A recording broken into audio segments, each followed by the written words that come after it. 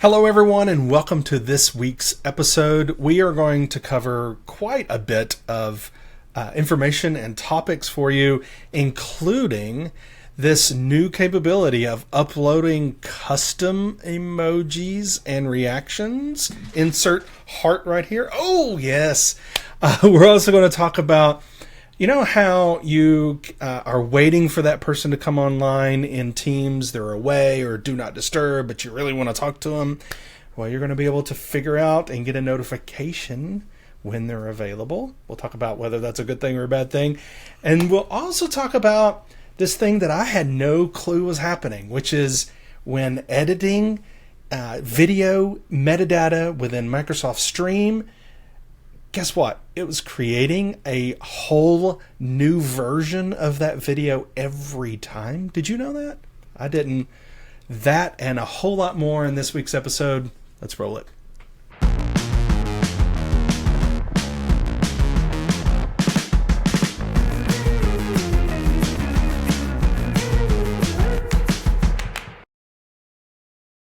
So Daniel, I've tagged you, and I see that you're available. I'm glad. Yes. I'm glad that's back and that you're back. Yes. We'll get into that because I have some thoughts, good and bad, on that one for sure. Welcome, everybody. So glad you are here with us on the audio podcast as well as video. Greatly appreciate you. Check out the chapters down below if you're on YouTube.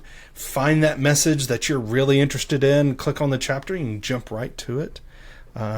We'd love to hear your feedback on all the socials at 365MCS. Daniel, I know we talked about this in our pre-production about a week ago, but can I put a question to our audience? No? No, because, and here's the reason why. I just did a recent Twitter poll on something, and I was shocked at the responses and the results, and I'm like, I don't know if we should poll the audience because I'm not entirely sure they're going to get it right. Okay. What you mean is you didn't like what they told you. Maybe. No, it wasn't. Okay. I think I remember that poll. Okay, well, the question follows Daniel's comment about chapters. It's definitely, we like putting them in because we want you to be able to jump to the content that is important to you. And that's why we, in our chapter name, we often put the ID of our message that we're covering. Just for those who are really, pedantic, they'll search for the ID and they'll, that sort of thing. My question to the audience, to our followers, our community, how would you feel if we did a version of the show which was long, like we normally do, and we also sliced up each message so it was an individual video and you might be able to just watch it separately that way? What do you think? Do let us know in the comments. And on socials. And if you don't let us know in the comments and you don't let us know on socials, then we won't know the answer to, or we won't know your opinion. And, in this day and age, we all know everyone has an opinion and they want you to know about it. So tell us. Tell us what your opinion is. Okay, with that, let's jump into said messages. And with the first one being custom emojis? Yeah. What in the world? Well, do you remember the first time we saw this? When, we've got a team that we belong to when we interact with Microsoft. Do you remember what they were like? No, I don't. You don't? Oh, okay. No. Well, maybe the first time I saw it, and I think it's more about like product loyalty, that some were creating custom emojis that represented the product that they work on. So I saw SharePoint ones and Loop and Teams, and like a Teams logo as an emoji within the Teams product was a bit much. But so this is Teams or Microsoft Teams custom emojis and reactions. This is MC795750. And the message was updated as well, just to change a few things about rollout and who actually gets access to it. We do see this sometimes. Message gets published and then immediately clarified. But what you'll be able to do is you can upload custom images and GIFs, so animated GIFs.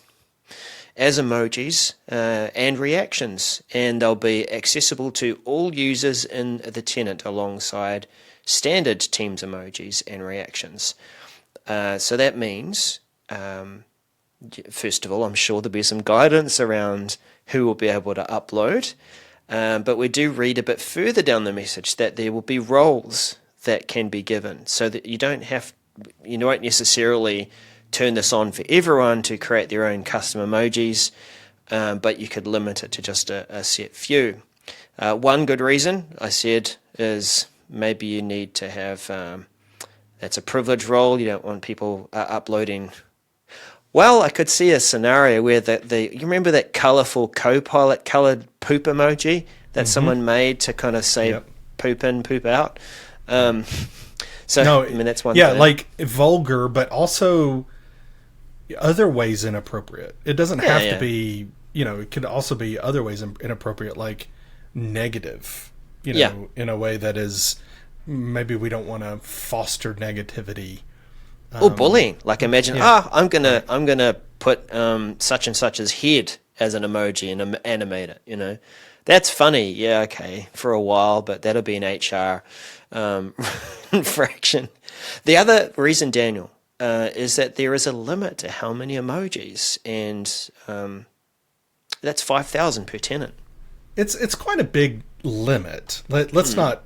However, if you have 10,000 users and half of them do one, then you've just used up your limit. So, for small and medium size, companies, people be like, oh, that's a huge limit, but not really when you start thinking about the longevity of it as well.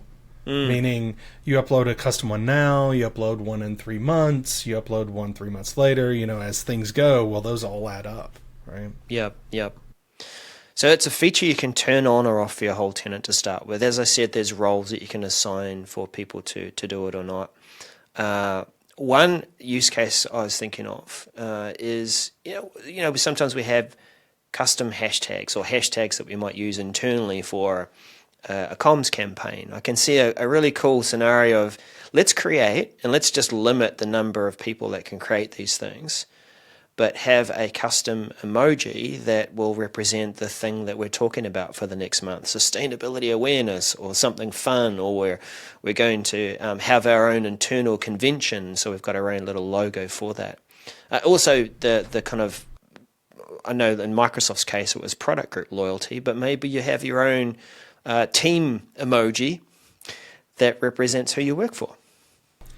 Yeah, I think, having those campaigns, having those custom ones, this could be, pretty fun. It could also get messy. So I agree that, having a set of people who actually do these is probably more important than freedom. And, because a lot of things I'm like, less control is better, because it stifles innovation. It gets you to the point where, I'll just not do it if I have to go through all those hoops, where other people could benefit. But here, first of all, it's on by default. Let's go ahead and cover that, okay? It's on by default and for everyone. Yep. So my recommendation, and maybe Daryl's, I'm not going to speak for him, my recommendation is immediately change that, because you don't, and I don't even know that I didn't see in here anywhere talking about accountability, like figuring out who uploaded. Right. Surely we're going to be able to do that. Sure, I say surely with a look of maybe. Yep. Right? Because what happens when a vulgar one is uploaded? Well, it's got to be in a log somewhere, you would hope.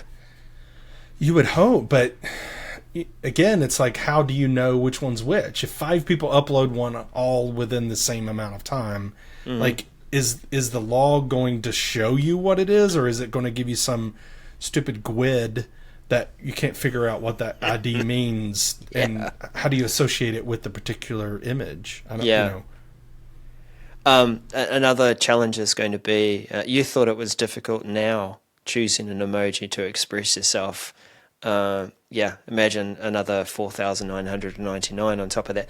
This is a really good message with a number of different screenshots. I'll leave that up to you, and we have probably shared some of them as part of what we pass on the screen to show you.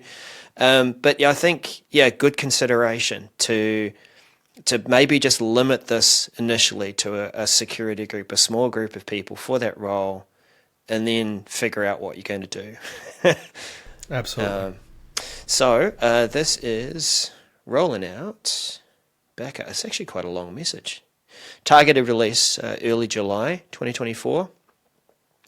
Completed mid-July. Worldwide GCC in mid-July, and complete late July. GCC High DoD in early August and late August. Yeah. So have fun with that. Expressing yourself. Daniel, I joked at this at the top of the hour, top of the show. But I want to come back to this. So I was tagging this issue, and I believe that I think we're available and ready to talk about it now. Microsoft Teams, the notify when available, unquote, feature is now live in the new Teams app, MC797120. This harkens back to back to a long time ago, when in Skype for Business, in AOL. Okay, Daryl's making this like, I'm an old man and I know these. Is that it's like AOL Messenger, I think, had this too, where you could say, hey, this person is offline or they're away or whatever, notify me when they become available, when they turn green.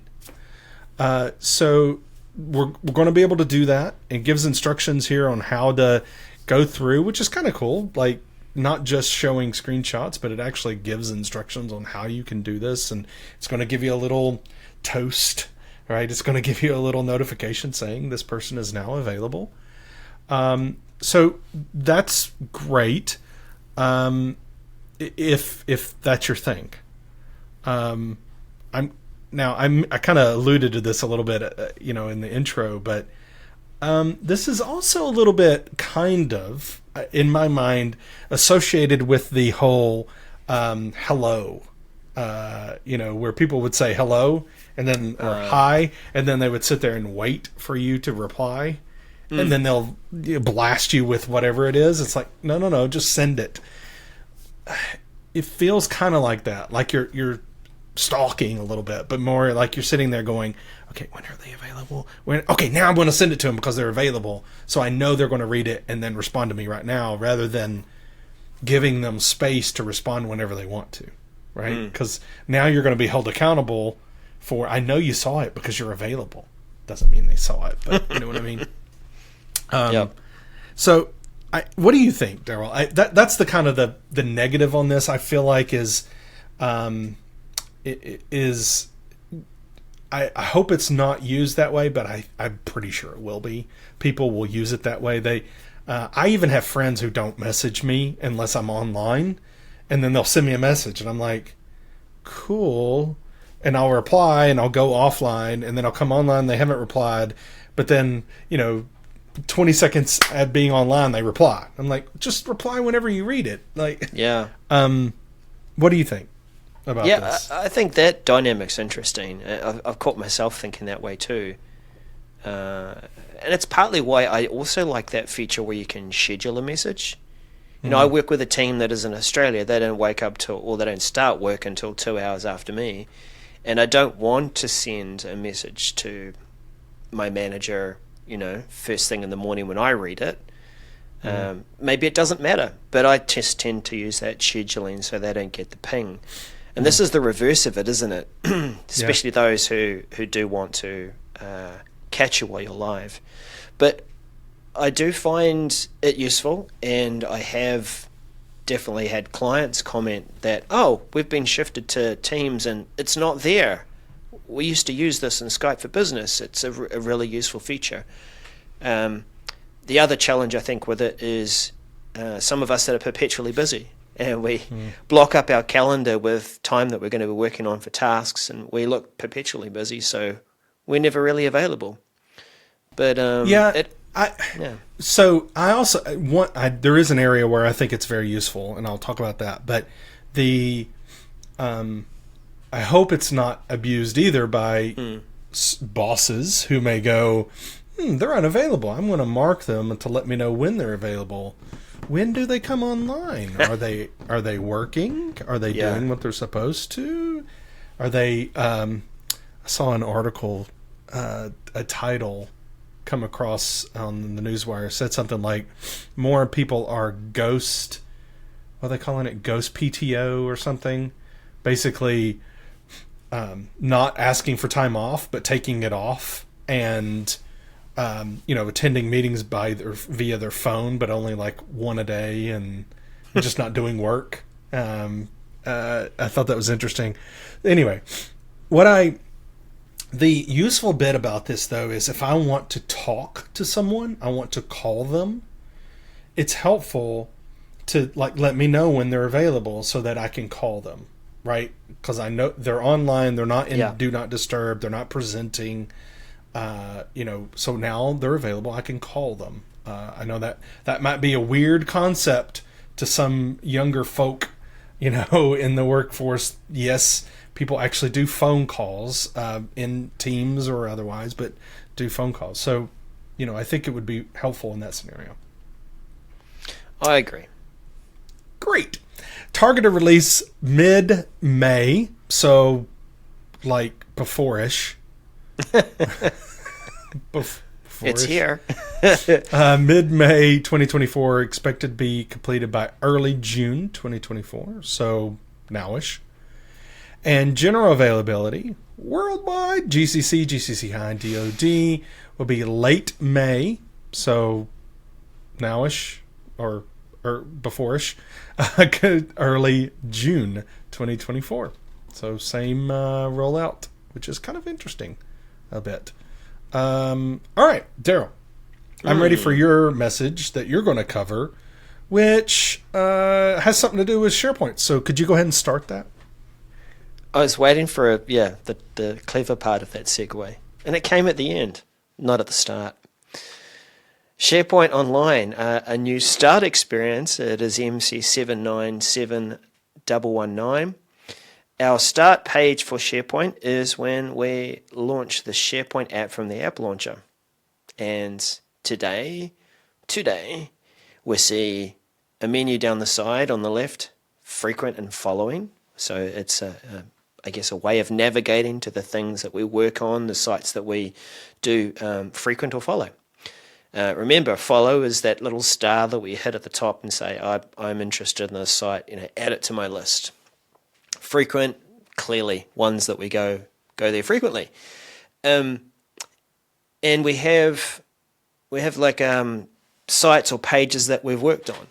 Now, what's going to be changing is it's almost like SharePoint pages are becoming more and more like documents for Office. And there's this consistent look. You'll see it in the message where, do you want to create a page? Do you want to create a blank one or based on a template? Here's some pages that you've been working on recently, and it's that kind of like draft, all pages, draft and published. Definitely falling in line with treating this page like it's an Office document.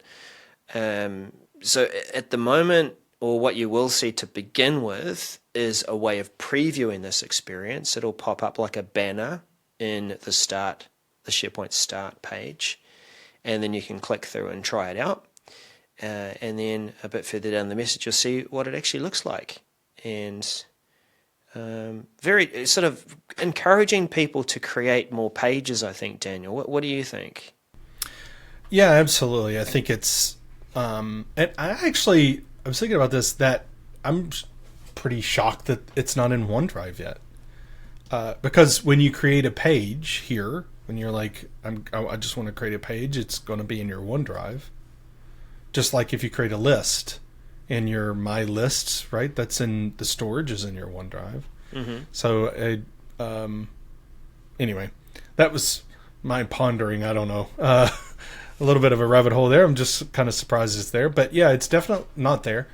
It's focusing on, getting pages to the masses, right?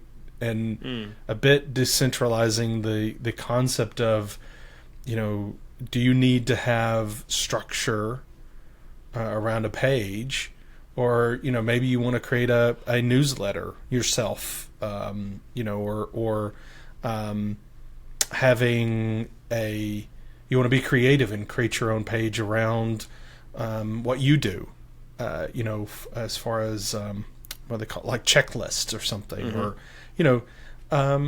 then this capability would definitely be for you. And I agree with you. It's definitely a focus on pages. When you look at this new version, you don't see following and you don't see news, which is the things you see now in the SharePoint start page.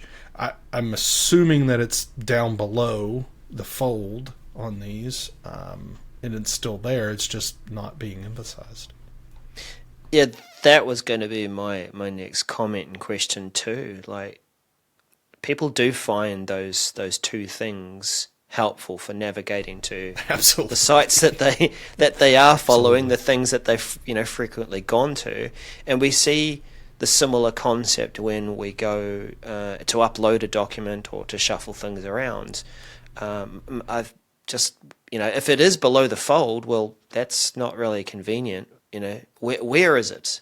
And if it is being shifted, what is it being shifted to? Is it falling in line more with the favorites folder that we see in OneDrive now, where we can favorite a folder or a document? Will we be favoriting a site rather than following it?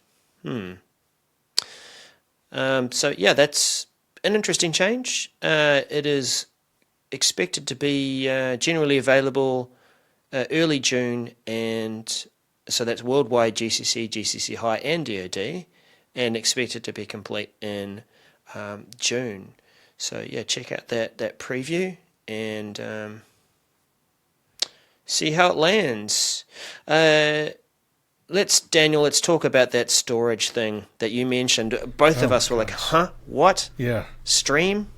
You would think, I don't know, maybe some of our listeners are like, yeah, of course you two didn't know about this. But you would think with our experience, we would have, known this a little bit. This one is Microsoft Stream, less storage space consumed for stream videos in Microsoft 365 Suite, MC797116. When I read this title, I'm like, okay, cool. They're taking videos and they're going to compress them, right? Yeah. They're going to some sort of, compression algorithm thingy and make our videos smaller. That's not what this is about. So what this is about is every time, so you open up a video, whether it's stored in SharePoint or OneDrive, you open it up and it's in the stream interface, right? You get all the cool stream functionality. Every time you make an edit, like on the description, the title, you're messing around with chapters, every time you open this thing up and edit one of those, what's happening is that there's a new version of that video being created behind the scenes. That's right. So it's, if this is a 1 gig video, it's a recording of your town hall that was 2 hours long, whatever, right? Every time you go in there and make one little edit, tagging or, all that kind of stuff, it's creating a whole new version. So think of your storage, and not just that video, but all the videos across your whole estate in Microsoft 365. So what this message is about is, hey, Stream folks are helping us out here and are going to make it to where when you're editing those and doing those actions in the Stream interface, it's not going to create a new version for you in the back end. So it lists out here the items that you can do that will not create that version. So if you're editing the title, description, adding or editing chapters, transcripts, captions, or interactivity, so those polls and the document links, all those kind of interactive cool things we're getting in Stream, it does not create a version. If you're toggling some of those settings, as well as adding audio tracks, none of that will create a new version of the video file in the future.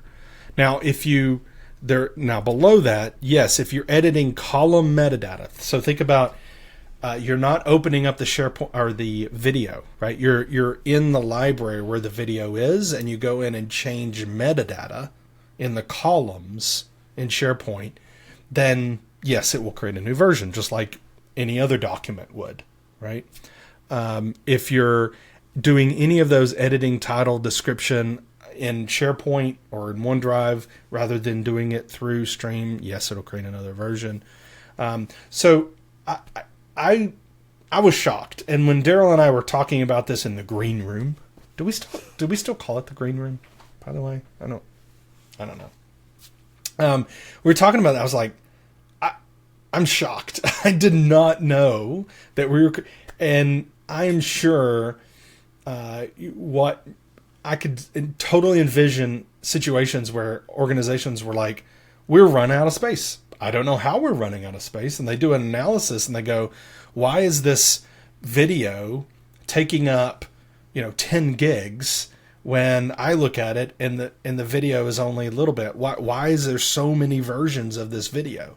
And I could just envision that happening, like I said, hundreds, if not thousands of times within an organization. It just takes up so much space. So just so the people out there, Daryl, know that I'm not lying. You were shocked about this too, right? And we were like, ooh, I couldn't believe this. Yeah. Reading this, I started to think, okay, well, it kind of makes sense from that SharePoint point of view, because it's like a document. They've shifted the stream file, the video file now into a library. But let's put it in another practical sense. You're probably not going to change the title too often, but if you do, another version. You're going to go in and maybe try and put some chapters in if you're going to make this more consumable. Well, that's, you do that for 5 or 10 minutes, then you get interrupted, you close it, you come back and you finish that job later. So that's 2 versions. And then you think, well, it is quite an important video, so I really need to tidy up that transcription because it wasn't too accurate. So, that's like an hour's long video, so I'm going to need to do that across 3 to 4 different sessions. You can see what we're getting at. So, yeah, it was definitely a surprise. But there's something too to mention there at the near the bottom of the message that there is a way to. So this is only going to stop new versions being created when you're changing these attributes in Stream. There is a tool available or on the roadmap for cleaning up what they call low-value versions, and sort of consolidating on a final version. Yeah, and I think that's great. That's going to be definitely needed. I'm. It seems like a little thing, but I'm actually really excited about this because I think it will help a lot of organizations, and it is interesting that they're somehow capturing the source of the edit, meaning through Stream. So the file is still in SharePoint and OneDrive. So somehow it's saying, hey, change this information, but don't create a new version because it's coming through Stream. That part is interesting to me as well. Clever. So rolling out general availability, just hitting everybody. Mid-July 2024, late August 2024. I cannot wait. I'm really excited about that, and I want it now. Speaking of wanting things now and not having to go look for them, Daryl, let's talk about how we can get news notifications all over the place. All over the place. Microsoft Viva Connections, news notifications on desktop and web, MC 796786. This is something that we have had on mobile. You create a news article, you publish it, and if you have the Viva Connections app installed on your mobile, then you'll get something in your activity feed. If it is a site that you follow, maybe the word's favorite now, I don't know. If it's a site that you're a member of, if it's a official or organizational news source.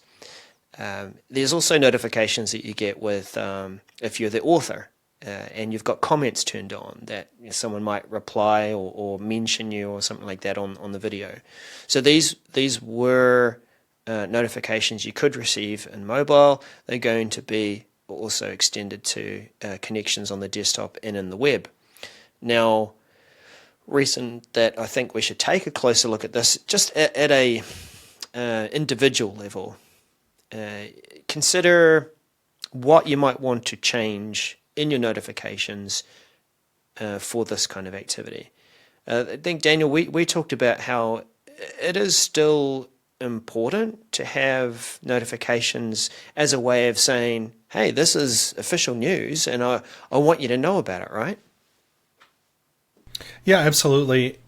And this plays into this kind of concept or thinking that organizations should meet people where they are and communicate with people how they want to be communicated with, except that I feel like personally that doesn't meet it doesn't stand water. It doesn't hold, I guess, it doesn't hold water is the saying once you actually get into practice. Because I, as a communicator for the organization, I'm supposed to get out this campaign, right? Or this news about it's a big deal. We're acquiring another company or a new benefit to our employees or whatever it is.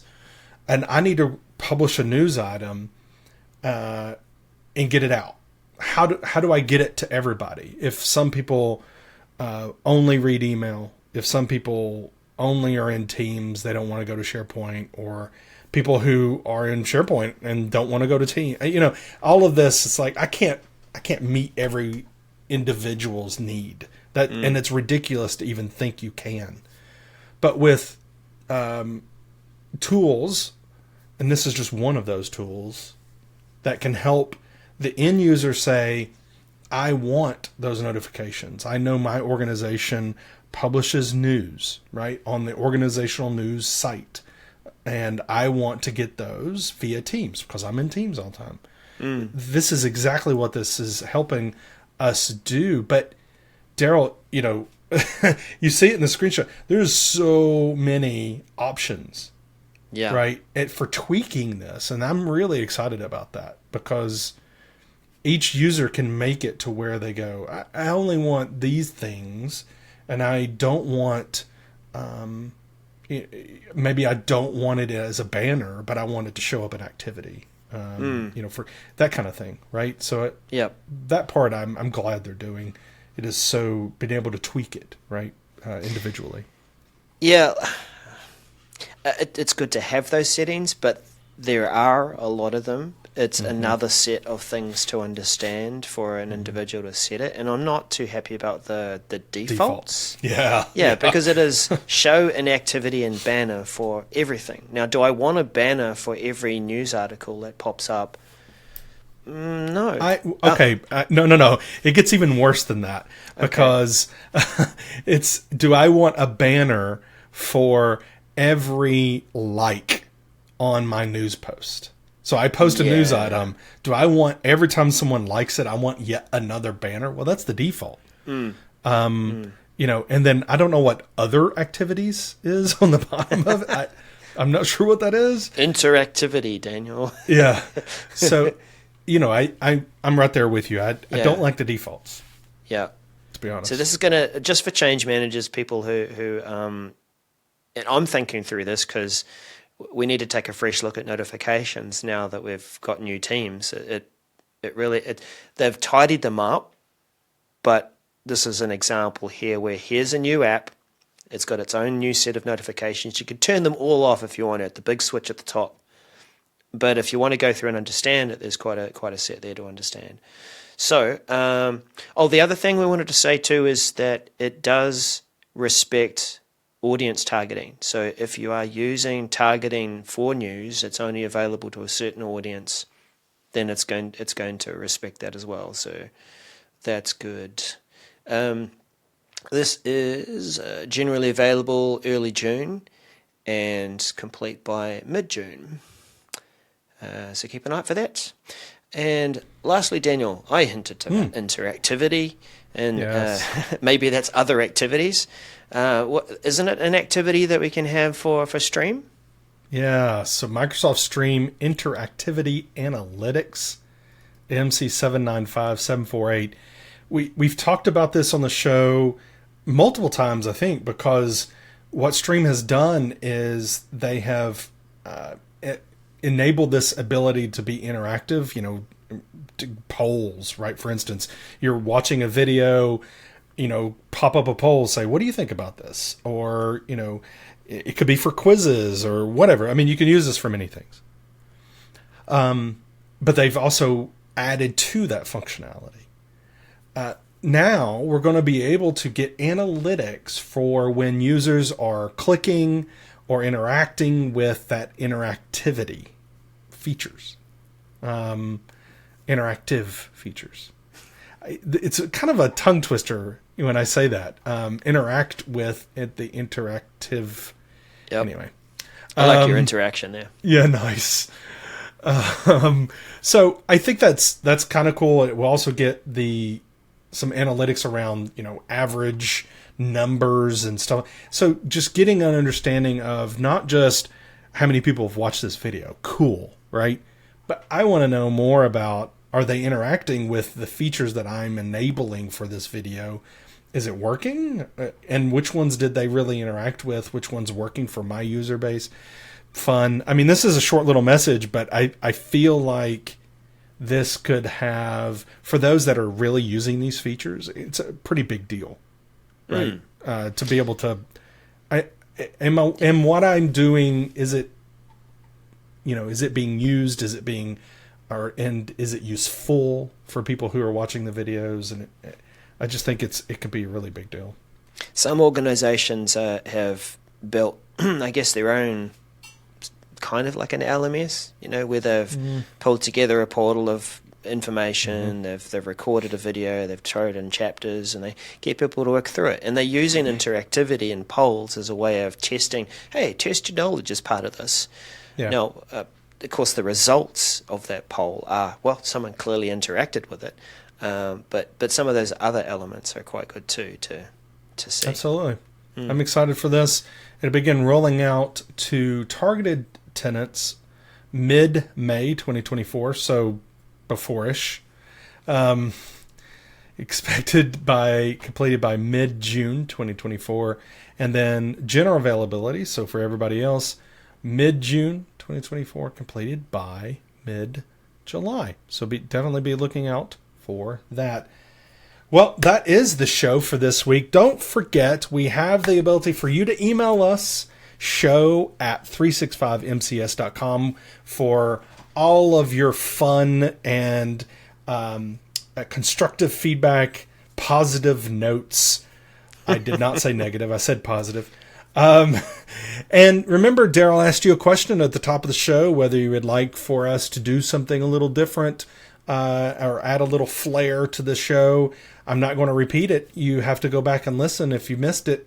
But the email would be another way to give your feedback on that as well. We greatly enjoy having you with us. Thank you so much, everybody, for being here. I know Daryl really appreciates it as well, right, Daryl? Oh, yeah, thank you. Yeah. What Daniel said. What Daniel said. Good to see you all. Hey, see you again next time. Bye for now. Bye.